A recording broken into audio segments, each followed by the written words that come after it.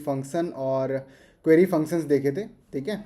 लेकिन आज क्या है कि क्वेरी फंक्शन को थोड़ा और आगे बढ़ाएंगे और देखेंगे स्पार्क लाइन फंक्शन भी। तो सबसे पहले क्वेरी फंक्शन देख लेते हैं। तो एक बार हल्का सा रिकैप लास्ट क्लास का कि अगर मेरे पास कोई डेटा है गिवन और इस डेटा के अंदर से मुझे स्पेसिफिक कॉलम या ऑल डेटा देखना हो, तो पहले क्या करते हैं हम, select data, select all data, control A से मैंने सेलेक्ट किया, then go to this name box. और नेम बॉक्स में जाने के बाद आप यहाँ पर अपने सोर्स डेटा का एक नेम दे देते हैं। मैंने यहाँ पर अपने सोर्स डेटा का नेम दे दिया है डेटा। तो यानी कि अगर मैं इक्वल्स टू डेटा टाइप करूँगा, अभी नहीं हो पाया, वापस से कंट्रोल ए, यहाँ पर जाओ और जो नेम आपका मन करे वो दे दो। मैं यहाँ पर देता हूँ माई डेटा, ठीक है। थोड़ा और जूम कर देता हूँ, माई डेटा एंड एंटर, ठीक है। तो देखें इक्वल्स टू माई डेटा, तो देखो डेटा सेलेक्ट हो गया। तो हमारे सोर्स डेटा का नाम है माई डेटा, ठीक है। अब अगर मैं ये बोलूँ कि मुझे यहाँ पर सभी टाइप का डेटा देखना है, तो हम क्या, कौन सी क्वेरी यूज़ करेंगे, सेलेक्ट, ठीक है। तो क्वेरी, फिर हमारे डेटा का नाम क्या है, माई डेटा, और फिर डबल इन्वर्टेड कॉमा के अंदर आप सेलेक्ट लगाओगे। और मैंने कहा कि मुझे सब कुछ देखना है, यानी कि asterisk, inverted comma close comma 1, यानी कि हेडर के लिए है, और एंटर करेंगे तो मेरे पास यहाँ पर ऑल डेटा विजिबल हो जाएगा, ठीक है। अब यहीं पर मैंने कहा कि मुझे ओनली डी कॉलम और सेल्स के लिए के कॉलम चाहिए। तो आप क्या करोगे, यहाँ पर सेलेक्ट के बाद यहीं पर सिंपल स्टार हटा दो, डी कॉमा के, एंड एंटर करोगे तो डी और के ही आएगा, ठीक है। तो ये तो हो गया हमने यहाँ पर जो देखा था लास्ट टाइम वो भी, और हमने देखा था वेयर क्लॉज, है ना। वेयर क्लॉज देखे नहीं देखा, नहीं देखा, लास्ट क्लास में नहीं आए थे आप लोग। चलो तो मैं वेयर क्लॉज बता देता हूँ सबसे पहले। अब जैसे मेरे पास यहाँ पे रिकॉर्ड है, और अगर मैं ये चाहता हूँ कि मुझे ओनली साउथ रीजन का डेटा देखना है, तो आप ऐसे केस में वेयर क्लॉज लगाते हो। वेयर क्लॉज क्या करता है, फिल्टर का काम करता है, करेक्ट ना। माई एसक्यूएल भी अगर आप लोगों ने पढ़ा है तो उसमें क्या होता है, वेयर क्लॉज लगाते हैं तो जो कंडीशन देते हो उसकी वैल्यू वहाँ पे विजिबल होती है। तो अगर मैंने बोला कि मुझे साउथ का डेटा देखना है, तो पहले ये देखो रीजन किस कॉलम में है, जी कॉलम में। तो यहाँ पर आप क्या लगाओगे, इक्वल्स टू क्वेरी, फिर इसका डेटा का नाम क्या है, माई डेटा, देन सेलेक्ट। अगर ऑल रिकॉर्ड्स देखने हैं तो ऑल लगाओ, और अगर आपको लगता है कि मुझे रीजन और सेल्स देखना है तो जी कॉमा के, और फिर इसके बाद अब इसी के जस्ट बाद बिना कॉमा के आप लिखोगे where G equals to region, sorry region नहीं, हमारा क्या था, साउथ, ठीक है। और यहाँ पर आप सिंगल इन्वर्टेड कॉमा के अंदर साउथ लिखोगे, double inverted comma close comma 1, hit enter, और यहाँ पर साउथ का डेटा आ जाएगा। अब यहाँ पर सिंगल क्यों यूज़ हुआ है, देखो डबल से अगर आपकी क्वेरी स्टार्ट हुई है तो डबल से क्लोज होगी, तो बीच में अगर आपने डबल भी यूज़ कर दिया तो उसे पता नहीं चलेगा कि कहाँ से स्टार्ट हुआ कहाँ पे क्लोज हुआ। इसलिए उसे डिफ्रेंशिएट क्रिएट करने के लिए हम यहाँ पर सिंगल इन्वर्टेड कॉमा को यूज़ कर रहे हैं, ठीक है। सेम एक और हो सकता है सवाल कि सर मुझे 500 से ऊपर का सेल का रिकॉर्ड जानना है, तो सेम आप क्या करोगे, इक्वल्स टू क्वेरी, फिर इसके बाद माई डेटा, फिर आप क्या लगाएंगे, सेलेक्ट, और मैंने बोला मुझे क्या क्या देखना था, यहाँ पे कौन सा कॉलम, जी था ना, जी और के, और फिर यहाँ पे क्या लगाएंगे, वेयर के ग्रेटर देन 500, और इसके बाद invert comma close comma 1 and hit enter. तो यहाँ पर 500 से ऊपर जो सेल होगी वही वैल्यू यहाँ पर विजिबल होगी, ठीक है। तो ये हमने लास्ट सेशन में करा था। और अब यहाँ पर हम देखते हैं कि अगर मुझे ऑर्डर बाय का मतलब है असेंडिंग और डिसेंडिंग ऑर्डर में अपने रिकॉर्ड को रखना हो, तो ऐसे केस में हम क्या यूज़ करेंगे, ठीक है। एग्जाम्पल से अगर हम यहाँ पर ध्यान से देखें कि मेरे पास ये रिकॉर्ड है और मैं चाहता हूँ कि यार मुझे पूरा रिकॉर्ड नहीं जानना, मुझे कैटेगरी, सब कैटेगरी और उसका सेल्स जानना है, यानी आई जे के जानना है, ठीक है, वो उसका रिकॉर्ड चाहिए। तो आप क्या लगाओगे, इक्वल्स टू क्वेरी, डेटा का नाम क्या है, माई डेटा, फिर इसके बाद सेलेक्ट, और इसके क्या क्या था, आई कॉमा जे कॉमा के, और फिर अब आप कह रहे हो कि सर अगर आपने इसे यहीं पर ऐसे क्लोज करके एंटर कर दिया तो आई जे के तो आ जाएगा, बट कोई असेंडिंग या डिसेंडिंग ऑर्डर नहीं होगा। तो यहाँ पर 3 क्वेश्चन हो सकते हैं, सर मुझे कैटेगरी वाइज असेंडिंग चाहिए, ये सवाल हो सकता है, या आपका ये सर सब कैटेगरी के अकॉर्डिंग चाहिए, या आप ये बोल सकते सर मुझे सेल्स को असेंडिंग के ऑर्डर में देखना है। तो आप बताओ आप किसके अकॉर्डिंग देखना चाहते हो, सेल्स के अकॉर्डिंग कि हमें सबसे लोएस्ट वाली ऊपर मिल जाएगी, है ना। तो आप क्या करोगे, मैं सेल्स किस में रखा है, के कॉलम में, तो आप लगाओगे इसी में ऑर्डर बाय के और इसके आगे लिख दोगे ASC एंड एंटर। तो आपका सेल्स यहाँ पर असेंडिंग ऑर्डर में आ गया, देखो, ठीक है। और यहीं पर अगर मैंने DSC किया, DESC, एक सेकेंड, यहीं पर डबल क्लिक करो और जहाँ पर ASC लिखा है यहाँ पर DESC एंड एंटर करेंगे तो ये डिसेंडिंग ऑर्डर में हो गया। तो असेंडिंग एंड डिसेंडिंग। लेकिन अगर सेल्स के अकॉर्डिंग आपसे ये बोला जाए कि मुझे टॉप 5 रिकॉर्ड्स चाहिए, मतलब आपने ये यहाँ पर निकाल दिया, ठीक है, लेकिन टॉप 5 ही जानने हैं मुझे, तो टॉप 5 करने के लिए क्या लगाओगे, फिर आप आ जाता है लिमिट कि भाई पहले मैंने उसे डिसेंडिंग ऑर्डर में रखा तो ऊपर सबसे हाईएस्ट वैल्यू आएगी, टॉप हाईएस्ट वैल्यूज आ जाएंगी। और अगर मैं लिमिट 5 लगा दूँ कि टॉप 5 वैल्यूज, तो वो हम मुझे 5 वैल्यूज निकाल के देगा। तो अब लिमिट भी देख लेते हैं यहाँ पर, पहले नॉर्मल लिमिट लगाएंगे फिर हम इसके साथ करके देखते हैं, ठीक है। तो इक्वल्स टू क्वेरी, डेटा का नाम क्या है, माई डेटा, और फिर इसके बाद आप क्या लगाओगे, सेलेक्ट IJK, कैटेगरी, सब कैटेगरी एंड सेल्स। और फिर इसके बाद मैं लगाऊंगा लिमिट 5, और फिर इसका inverted comma close comma 1 and hit enter. तो आपको दिखेंगे जो भी रिकॉर्ड बाय डिफॉल्ट आ रहा होगा उसकी टॉप 5 रिकॉर्ड्स यहाँ पे दिखने लग गए। करेक्ट है यहाँ तक। टॉप 5 का मतलब है जो वैल्यू विजिबल है उसके अकॉर्डिंग, मतलब बाय डिफॉल्ट अगर रिकॉर्ड 3 कॉलम फेच कर रहे हो तो ऊपर के जो 5 हैं वो निकल के आ रहे हैं, ठीक है। अब अगर मैं ये बोलूँ कि टॉप 5 जानने हैं सेल्स के अकॉर्डिंग टॉप 5, तो आप क्या करोगे, यहाँ पे ऐसे क्वेश्चन आते हैं, ठीक है। तो क्वेरी, और यहाँ पर हमने क्या लिखा, my data comma inverted comma के अंदर सेलेक्ट IJK, फिर क्या लगेंगे, ऑर्डर बाय के कॉलम, के में हमारा सेल्स है, किस अकॉर्डिंग रखना है, डिसेंडिंग में, और फिर इसी के आगे limit 5 inverted comma close comma 1 hit enter. और ये रहे आपके टॉप 5 सेल्स के अकॉर्डिंग वैल्यूज।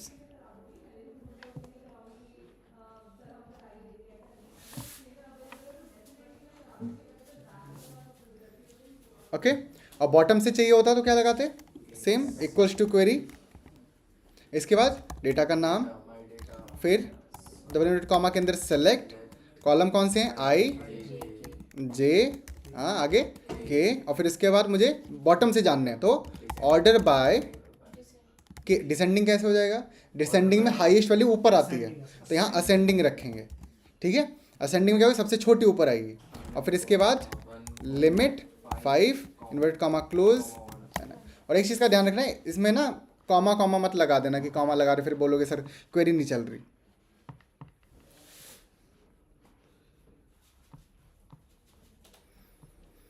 Done, okay. तो हमने यहाँ पर where clause, order by, limit भी हमने देख लिया है, लेकिन सवाल एक और है, क्या सर हम वेयर क्लॉज के अंदर, अगर सवाल कुछ ऐसा हो, मैं इस वाले कॉलम को फालतू में क्या डिलीट कर देते हैं, डिलीट, हाँ, अगर, अच्छा डिलीट कहाँ से करें, डेटा तो ये है हमारा मेन। तो अगर सवाल कुछ ऐसा हो कि सर जो सेल्स है ना, इस सेल्स का मुझे 10% जानना है, मतलब वैल्यू फेच तो करनी है लेकिन उस वैल्यू फेच करने में मुझे कैलकुलेशन करनी है, टोटल नहीं, हर एक सेल का, मतलब सब कैटेगरी का यहाँ पर सेल हो रहा है। मान लो कि ये किसी सेल्स रिप्रेजेंटेटिव ने सेल करा है, अब उसको मुझे हर एक सेल का 10% का कमीशन देना है, तो मुझे बस ये जानना है कि भैया टोटल जो ये भी सेल रिकॉर्ड है इसका 10% का रिकॉर्ड निकल के आ जाए। समझ आ रहा है, हाँ, हर एक का।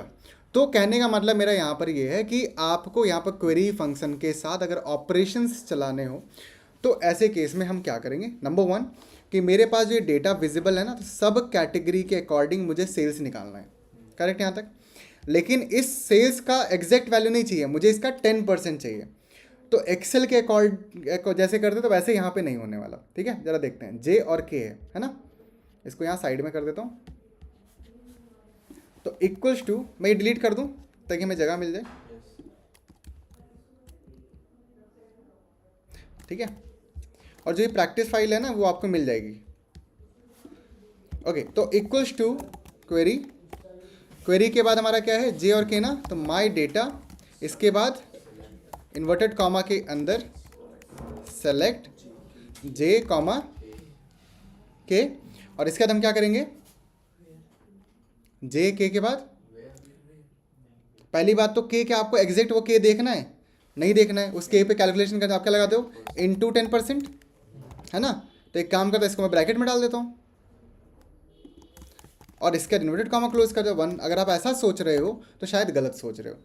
वो तो पूरी वैल्यू को 10% नहीं नहीं नहीं, पूरी वैल्यू जब तक कोई कैलकुलेशन नहीं करी तो पूरी वैल्यू कैसे कंसीडर कर लेगा? वो एक वैल्यू जो है अब आपको क्योंकि यहाँ पर परसेंटेज साइन नहीं लगेगा, यहाँ परसेंटेज हटाओ और डिवाइड बाई 100 लगा दो मैनुअली करेंगे इसमें। मैनुअली, ठीक है? तो सिंपल, या आप एक्सेल के अंदर 10% भी लगा दो वो भी चल जाता है, लेकिन यहाँ पर आपको डिवाइड बाई 100 करना होगा और एंटर करोगे तो यहाँ पर हर एक उसकी वैल्यू मिलके निकल के मिल जाएगी।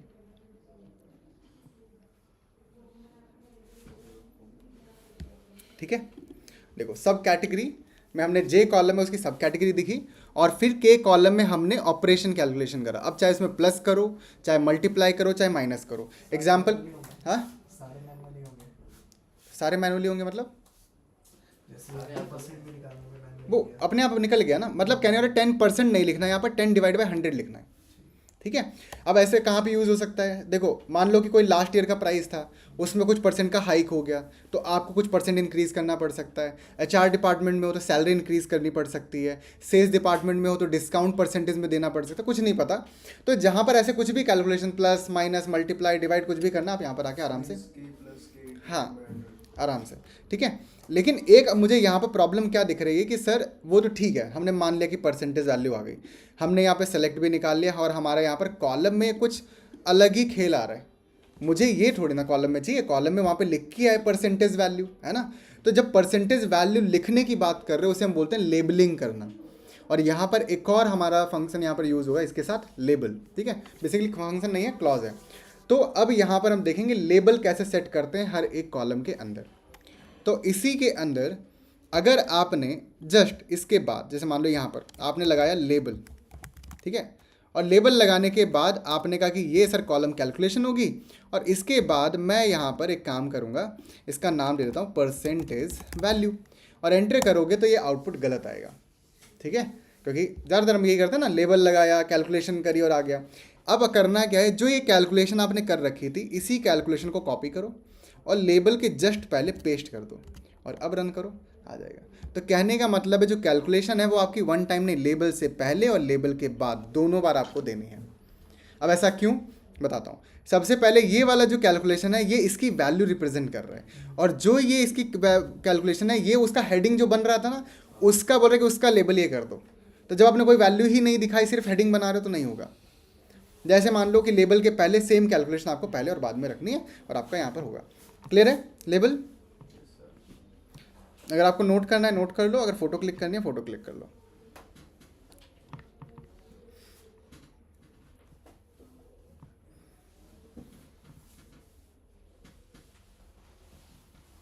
ठीक है, ओके। अब मैं यहाँ पर क्या करने वाला हूँ मुझे यहाँ पर जो वैल्यू है वो देखनी है सब कैटेगरी का टोटल सेल्स। क्या देखना है? सब कैटेगरी का टोटल सेल्स, नहीं सब कैटेगरी का एवरेज सेल्स, दोनों ही चलो कर लेते हैं, सब category average sales and total sales. तो इक्वल्स टू क्वेरी डेटा का नाम, फिर इसके बाद सेलेक्ट कौन सा, जे और के, जे और के का क्या नॉर्मल रखेंगे, सम के अंदर के रखेंगे कि भैया टोटल आ जाएगा, करेक्ट ना? इसके बाद मैं क्या करूँगा, group by J. Group by J में क्या होगा, जो भी कैटेगरीज होंगे उनका यूनिक नेम आ जाएगा, comma 1 bracket close, hit enter, और यहाँ पर आ जाएगी इसकी यूनिक वैल्यू। करेक्ट है यहाँ तक, कोई डाउट है? यानी कि मैंने क्या करा, सब कैटेगरी की ग्रुपिंग कर दी और उसी सब कैटेगरी के अकॉर्डिंग यहाँ पर टोटल से दे रहे थे जे और ये के। ठीक है, अब यहाँ पर इतना होने के बाद सवाल मेरा एक और है कि सर मान लो कि मुझे यहाँ पर सम ऑफ सेल्स के अकॉर्डिंग असेंडिंग ऑर्डर में चाहिए हो, कि अगर आप सोच रहे हो कि सर ये तो हो रहा है बाय डिफॉल्ट असेंडिंग, मुझे इसके अकॉर्डिंग असेंडिंग ऑर्डर में चाहिए, तो क्या करोगे? और अगर आप ऐसा सोच रहे हैं कि सर इसके बाद हम ऑर्डर बाय लगा देंगे और ऑर्डर बाय के बाद हम जे लिख देंगे और फिर उसके आगे ASC लिख देंगे और एंटर कर देंगे तो आउटपुट आ जाएगा। तो ज़रा देखो ध्यान से, आ रहा है क्या?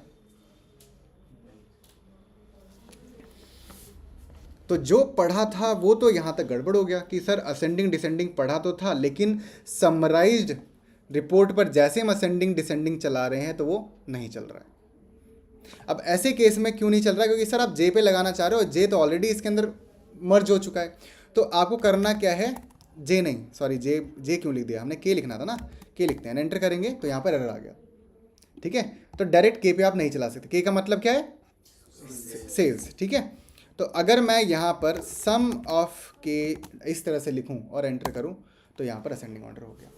तो कहने का मतलब है जब कोई कैलकुलेशन नहीं करी है तब बिना कैलकुलेशन के सॉर्ट बाय करो, और अगर कोई कैलकुलेशन कर दी है तो कैलकुलेशन के साथ सॉर्ट बाय करो। ठीक है, तो अब अगर सवाल कुछ ऐसा होता कि सर मुझे जिस जो आपका सवाल था, तो अगर ये होता कि सर मुझे सब कैटेगरी का टोटल सेल्स देखना है और उन टोटल सेल्स के अकॉर्डिंग मुझे टॉप 2 जानने हैं कौन है या टॉप 3 कौन है, तो आप क्या करोगे, पहले ग्रुप बाई से उनकी समराइजेशन रिपोर्ट बनाओगे और फिर उस पर लिमिट लगाओगे, करेक्ट ना, और या उस पर सॉर्ट बाई करोगे, करेक्ट। तो सिंपल सी बात है, अगर मैं यहाँ पर एवरेज के अकॉर्डिंग असेंडिंग या डिसेंडिंग करना चाहूँ तो हम क्या करेंगे, equals to query my data, इसके बाद सेलेक्ट। ठीक है, हमारा कौन कौन सा कॉलम है देखो एक बार, जे और के, करेक्ट। तो जे कॉमा सम ऑफ सेल्स और एवरेज भी निकाल लेते हैं, एवरेज ऑफ के सेल्स। इसके बाद क्या करेंगे, कॉमा ग्रुप बाय, ये जरूरी है, किसके अकॉर्डिंग ग्रुपिंग करनी है, जे के अकॉर्डिंग, जे में क्या है, सब कैटेगरी। अब इसके बाद अगर मैं यहाँ पे लगा दूँ ऑर्डर बाय और इसमें मुझे एवरेज के अकॉर्डिंग जानना है, तो मैं क्या लिखूंगा, एवरेज के एज एन असेंडिंग ऑर्डर, और इसके बाद comma 1 bracket close, hit enter, और यहाँ पर आपको एवरेज के अकॉर्डिंग असेंडिंग डिसेंडिंग ऑर्डर मिल जाएगा। लिमिट में परसेंटेज भी लगा सकते हैं सर, लिमिट में परसेंटेज भी लगा सकते हैं। पहले परसेंटेज निकाल लो ना, लिमिट बेसिकली आपका जो रिकॉर्ड फेच हुआ है उसके टॉप रिकॉर्ड्स चाहिए। हमें वो चाहिए ना किसने मतलब सबसे ज़्यादा परसेंटेज ऑफ सेल्स कर रखी है। हाँ तो नॉर्मल है, परसेंटेज पहले का ऑपरेशन चलाओ और फिर इसको डिसेंडिंग करो, टॉप पे पहुंच जाएगा, पहले लिमिट 1 लगा दो, आ जाएगा। लिमिट तो ऑप्शनल है सर। ऑप्शनल तो है, क्वेरी जब ऐसी हो तो ऑप्शनल कहाँ से रह जाएगा। अब मैं बोलूँ असेंडिंग और डिसेंडिंग है तो ये भी ऑप्शनल है, लेकिन अगर जब क्वेरी ऐसी है तो अब तो ये ऑप्शनल नहीं रह गया। जितनी भी चीज़ें आप एक्सेल में पढ़ रहे हो या आप पढ़ रहे हो उसके अंदर गूगल शीट के अंदर, जितनी भी चीज़ें ऑप्शनल हैं वो ऑप्शनल तब तक हैं जब तक उनसे रिलेटेड कोई क्वेरी नहीं है या उनसे रिलेटेड कोई क्वेश्चन नहीं आया। समझ में आ रहा है। अब जैसे अगर आपने सब्स्टिट्यूट पढ़ा, सब्स्टिट्यूट में क्या होता है, हमारा इंस्टेंस नंबर ऑप्शनल होता है, करेक्ट ना, कि कौन सा ओल्ड टेक्स्ट हमें रिप्लेस करना है, लेकिन जैसे बोला जाता दूसरा ओल्ड टेक्स्ट, अब वहाँ पर ऑप्शनल नहीं बचता, कंपलसरी हो जाता है। Same V lookup H lookup के अंदर 0 और 1 ऑप्शनल होता है, लेकिन जब आपको एग्जैक्ट मैच करना है तो 0 कंपलसरी हो जाता है, क्योंकि बाय डिफॉल्ट वो कौन सा कर देता है, अप्रॉक्सीमेट मैच। तो ये सवाल बहुत सिंपल है। अब जब इफ़ लगाते हो, इफ़ में वैल्यू ऑफ ट्रू और वैल्यू फॉल्स दोनों ऑप्शनल है, करेक्ट है। लॉजिक टेस्ट लगाओ, अगर एंटर कर दोगे ना ट्रू फॉल्स बाय डिफॉल्ट आएगा, लेकिन अब आप बोल रहे हो कि नहीं सर जब ये ट्रू हो तो पास हो वरना फेल हो, तब आपके पास तो क्वेरी वैसी है तो वही कंपलसरी हो गया। तो ऑप्शनल सिंटेक्स में है, क्वेरी के अकॉर्डिंग वो ऑप्शनल है या नहीं है वो उस पर डिपेंड करेगा। ठीक है, ओके। नाउ आगे बढ़ते हैं। अब सवाल क्या था कि अगर मुझे सेल्स, टोटल सेल्स के अकॉर्डिंग टॉप 2 या टॉप 3 जाननी हो तो वो कैसे करेंगे। तो simple equals to query my data, और इसके बाद मैं लगाऊंगा सेलेक्ट, और सेलेक्ट के बाद क्या है, जे कॉमा के किस में लिखेंगे, सम के अंदर। ठीक है, इसके बाद हम क्या करेंगे, ग्रुप बाय, बोलो ग्रुप बाय किसके अकॉर्डिंग, जे, और फिर आप बोलोगे सर हमें क्या चाहिए डिसेंडिंग ऑर्डर में, तो ऑर्डर बाय DESC, अरे DESC ऑर्डर बाय किस कॉलम में, ये तो बताया नहीं ना, इधर मैं रखता हूँ, डबल क्लिक करता हूँ, ऑर्डर बाय के, ऐसे डायरेक्ट के कैसे आ जाएगा, सम में के आएगा, सम के अंदर के, और फिर हम लिखेंगे किसमें, डिसेंडिंग ऑर्डर में, और फिर हम लगाएंगे लिमिट कितनी, 3, तो यहाँ पर 3 लिखो, एंटर करो, और ये रही टॉप 3 सेल्स के अकॉर्डिंग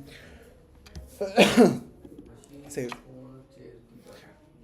अब आपको लग रहा होगा इससे ज़्यादा डायनेमिक तो कुछ बचा ही नहीं है फिर, है ना। तो हर एक फंक्शन खुद में बहुत डायनेमिक, और अब नेक्स्ट जिस पे हम पढ़ेंगे ना वो और ज़्यादा डायनेमिक है। और अगली लास्ट क्लास में मैंने बोला भी था कि हम जो पढ़ेंगे वो इन सबको मिक्स करने वाले हैं, हम group by, order by, limit, इन सबको क्लोज कर रहे हैं। अब इसी में अगर सवाल ये हो जाता है कि सर सिर्फ फ़ोन्स का देखना है तो फ़ोन्स वेयर क्लॉज लगा तो फ़ोन्स आ जाएगा, ठीक है। ओके, तो अब हम यहाँ पर क्या करने वाले हैं, यहाँ पर मुझे मेरे डेटा के अंदर ध्यान से देखो तो डेट गिवन है, करेक्ट ना। अब इस डेट गिवन है लेकिन मुझे ईयर के अकॉर्डिंग उसका टोटल सेल्स जानना है, या मुझे ये जानना है कि किस ईयर में कितनी बार सेल हुआ है, टोटल सेल पर ईयर, किस ईयर में कितनी बार सेल हुआ है, कितना सेल हुआ है, कितना मतलब है लाइक कितने ऑर्डर्स आए, एग्जाम्पल है समझो, क्योंकि हर एक रिकॉर्ड क्या कर रहा है, एक ऑर्डर काउंट कर रहा है, तो जितनी बार उनके ईयर्स आ रहे होंगे वो उसमें उतने ऑर्डर आए होंगे। अगर सवाल ये हो कि किस ईयर में कितने ऑर्डर्स आए हैं तो क्या लगाओगे ऐसे केस में, हाँ मैं डिलीट कर दूँ ये, ठीक है मैं डिलीट कर देता हूँ। हाँ, तो सबसे पहला काम तो ये देखो कि आपका ईयर है किधर, ईयर हमारा है बी कॉलम में, ठीक है। बाकी किसी से छोड़ दो, सब मतलब ही नहीं, हम बी कॉलम को ध्यान से रखेंगे, बी जितनी बार आएगा उतनी बार ऑर्डर आए होंगे।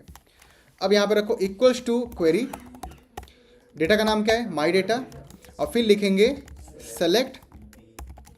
अब क्या बी, बी किस में, काउंट में बी, लेकिन काउंट में बी कैसे आ जाएगा, क्योंकि वो तो डेट है, हमें जानना कैसे है ईयर, तो पहले ईयर में कन्वर्ट करने के लिए क्या करेंगे, ईयर लगाएंगे और ईयर में क्या डाल देंगे बी। बी के सिर्फ ईयर गिनेगा, हम्म, बी के सिर्फ वो साल गिनेगा। हाँ, उसके बाद हम क्या करेंगे काउंट बी, और उसके बाद आपने क्या लगाना है, सेल्स इतने ही करके देख लें, invert comma close comma 1 bracket close and enter. सवाल समझ में आ गया ना, किस ईयर में कितने ऑर्डर्स आए हैं ये बताना है आपको, बताओ। सर इतने में एरर क्यों है? बाकी जिनका कोई डाउट हो वो चैट बॉक्स में बताओ, जो भी कोई सवाल हो पूछ सकते हो। हाँ, सर इतने में एरर क्यों है? इतने में एरर क्यों आया, जाहिर सी बात है वो कैलकुलेशन नहीं कर पा रहा होगा, क्वेरी वैल्यूज़ नहीं मिल रही होगी उसे। हाँ, क्वेरी इनकम्प्लीट है ना अभी।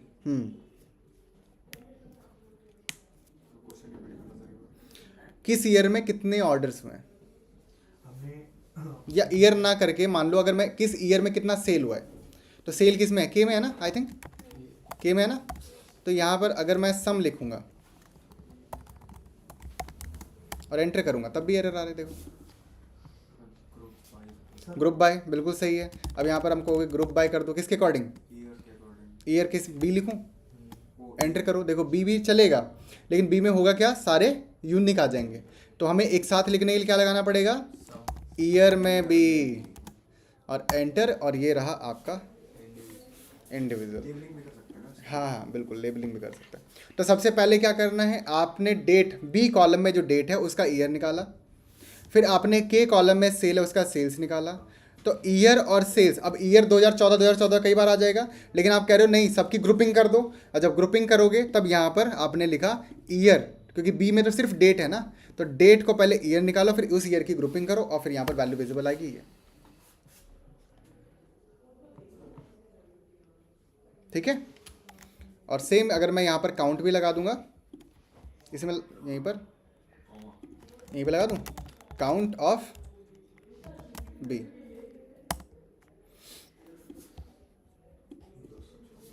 तो कहने का मतलब है 2014 में 214 ऑर्डर्स आए हैं और जिसकी टोटल सेल्स है ये।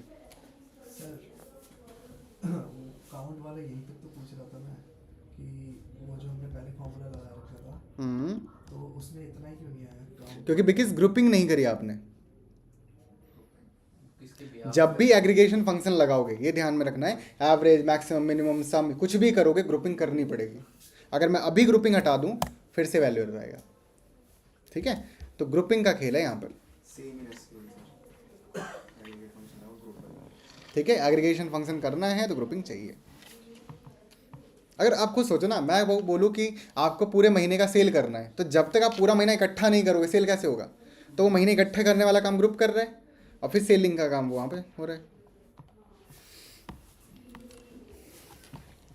कोई सवाल है पूछो फटाफट क्वेरी फंक्शन से, वरना हम नेक्स्ट फंक्शन में की तरफ बढ़ेंगे।